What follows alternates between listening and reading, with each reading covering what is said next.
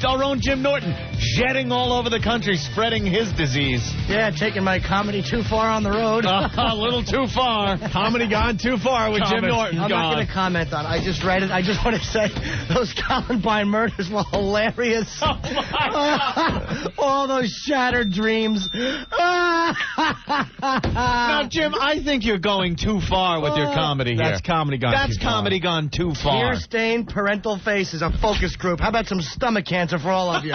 Drop dead with your awful kids. F your focus group and your rotten, hypersensitive children. I just read this email, and if I had hepatitis and a squirt gun, I would blast you and your stupid kids.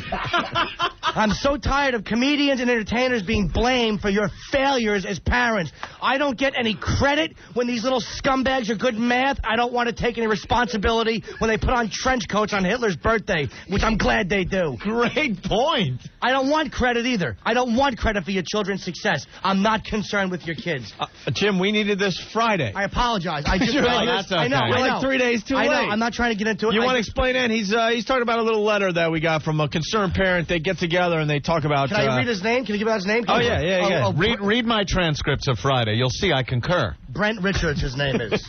Brent Richards. Good old Brent Brent, Richards. straightening out the community. What an annoying They dad get he might together, be. a bunch of parents, and they form a circle and they discuss radio shows like ours and It's a and parent comedy group. like Jim Norton's. It's a parents group, so what they do is sit around and discuss things they feel affect their lousy children. Yep. And instead of maybe blaming themselves for their own parental inadequacies, they turn around and blame comedy and radio shows, TV, movies, video games, everything else except the fact that maybe their children are building bombs and planning to shoot up their school in their garage, and they have no clue about it until it happens. You neglectful, middle-class scumbags. I have no mercy for any of you. If your kids can't handle the radio, then be firm parents and turn it off or tell them to pony up and get pistols. I'm so tired. I don't care about your dumb kids. Yes. I just don't care about it. effing O. Ugh. We all sit around. And how many of these parents, how many of you take your kids to the church regardless of what these vultures are doing to your little boys, you dirtbags? Worry about comedy. Shift the blame because you're awful parents. Ugh. Comedy gone too far, you dirtbags. Because the second the church is evil and bad, their whole world comes apart. Yeah. The whole thing that holds them together and makes them think that they're raising wonderful children because they're going to this church. The second that comes apart and unwinds, it all comes apart. At least after my act, the kid doesn't have his pants around his ankles doing the duck walk, you jackasses. Body of Jim, amen. That's not wine, and that will come out with a little club soda. I'm supposed to be concerned.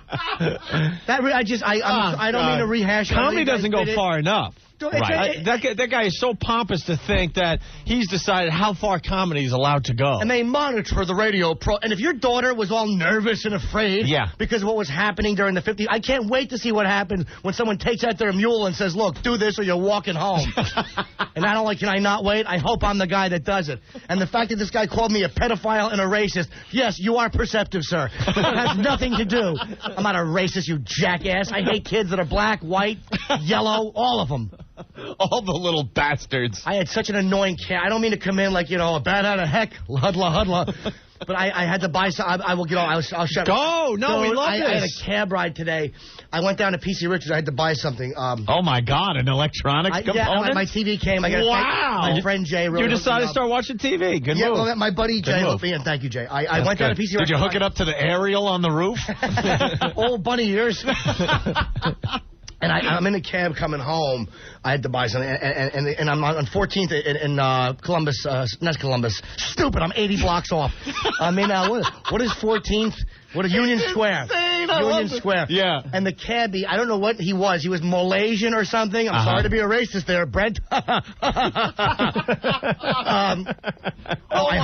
hope you die the day before your daughter gets married. I hope you fall face first into the wedding cake in the dressing room.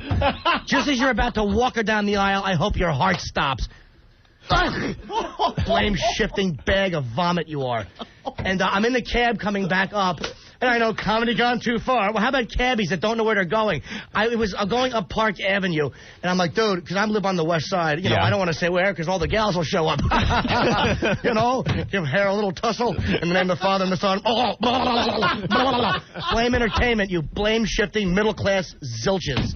It's all entertainers' fault because you have to have 2 cars in the garage. Your fat wife has to work so she can feel like she has a career. Open your legs, stupid, and clean the toilet. That's your duty. Let husband go out and do his banking job or whatever it is he does. Scumbag. So I'm in the cab, and I tell the guy, I got to go to the west side. I tell him where I got to go. And we're going up, this is around 1-something, lunch hour. And he's like, we're going to go right up Park Avenue. And it took me 40 minutes to go up Park Avenue. Oh, my God. And over 40. Why didn't we just go to JFK Airport and then double back? This scumbag. I'm not a tourist. I live here. And the whole time I'm in the cab, I'm obsessed. Turn the radio off, kids, because I'm going to say something mean. I was obsessed with grabbing his thinning hair and biting his Malaysian ear, and then just screaming, "Savage!" into his ear. Into his bloody hole. Into his bloody hole. That used to be an ear. I wanted to grab. He had thinning Squiggy from Laverne and Shirley. Old cancer head. That's what I kept thinking. His thinning 1950s. He had like Rumsfeld hair, and I wanted to bite his effing ear. Oh, I'm just kidding, kids. I didn't mean really bite his ear. I meant in a fun radio way. And Al Pacino's not really a Cuban drug dealer. And you know, Marlon Brando was never really a mafia don. You dummies. You and your dumb high school kids. Columbine happened because of protective parents like yourselves forcing your kids away from you. Yeah. You did it. And turning their heads because it can't possibly be my kid. Can't be my kid. I'm such a great parent. What was John Walker's favorite comedy program? Huh? What was that? Yeah. What did he listen to when he shipped off to Afghanistan to start hating Americans? Yeah, I'm sure it was a radio show. It wasn't the fact that his parents were such dysfunctional pieces of crap that he left and decided to start contributing to a war against all America. And this guy I'll get off this. Imagine, if you will. Imagine if you know you're dealing with a pompous ass when someone says, imagine if you will. This is not Unsolved Mysteries, you jizzbag. Pitiful portrait of a lame-ass, low-life loser. Exactly. Imagine if you will in the Twilight Zone. One of your young listeners, imagine if you will, one of your young listeners performing the same violent acts on women as you profess to find funny. You're right, it wouldn't be funny. I would pull down my trousers and do a little bag whacking if I heard about that. You jag off with stupid kids. We were talking about that same line, and if you have consenting adults, and the guy says to the girl, hey, you want to get in a 55-gallon drum, I'm going to dump stuff on you, you scream a little, and then I pull you out and we have some sex or something. He has a problem with that? Somebody doing the same thing we did here? Did we abduct people from the streets, shove them in a barrel, and start putting food products on them? Contrary to my suggestion, no, you didn't. I know, exactly. Contrary to what we wanted to do.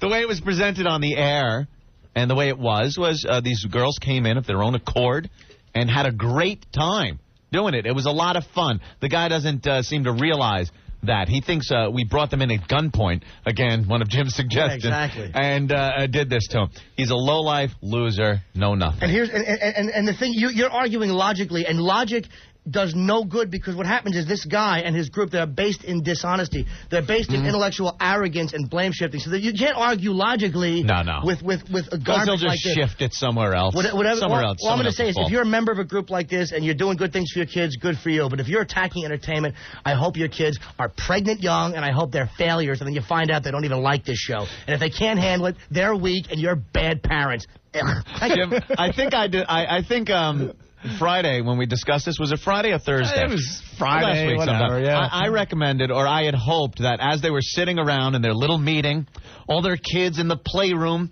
playing together, having a little play date. All their kids with some wholesome stuff on the TV and little cocktail franks maybe that the wives made. They all got together as the men talked about what was best for their kids and comedy gone over the line. And then the women are making iced tea for the guys and the kids are all playing with their toys. And a tractor trailer goes awry, plows into the house, killing everybody.